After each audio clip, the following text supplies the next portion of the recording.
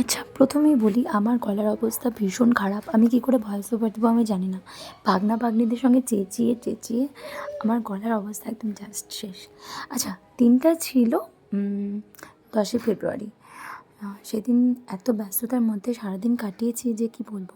দিনটা শুরু হয়েছিল এই শামিয়ানা টাঙানোর মধ্য দিয়ে। আর এই দুজন বিচ্ছু তো রয়েইছে কাজে ব্যাগরা দেওয়ার জন্য। অ্যাকচুয়ালি আজ ছিল বাবার বাৎসরিক উপলক্ষে ভগবত পাঠের অনুষ্ঠান। মেনলি বাবার বাৎসরিক ছিল কাল, কিন্তু কাল রবিবার হওয়ায় আমাদের এখানে হাট হয়, তাই আমরা কোনো রকম অনুষ্ঠানই রবিবারে করতে পারি না। তাই সোমবারে গ্রামের কিছু ভক্তবৃন্দ নিয়ে অনুষ্ঠানটা করা হয়েছিল। জানো তো, প্রতিবার আমরা এই দিনটাতে মহাপ্রভু ভোগের একটা ব্যবস্থা করি, কিন্তু এবারে সেটা আমরা করতে পারিনি কিছু প্রবলেমের জন্য। আর এখানে আমি পড়াচ্ছিলাম, কারণ পড়না নেই রুকনা চাইয়ে। আমার ছোটো দাদাভাই আসতে পারেনি, মানে ছুটির পর, কারণ ওর স্কুল ছুটি ছিল না। আর বড়দির পর এসেছিলো, তাও আবার ডিরেক্ট স্কুল থেকেই চলে এসেছিলো কেয়াকে নিয়ে যাওয়ার জন্য, কারণ কি ওর টিউশন ছিল বেচারি।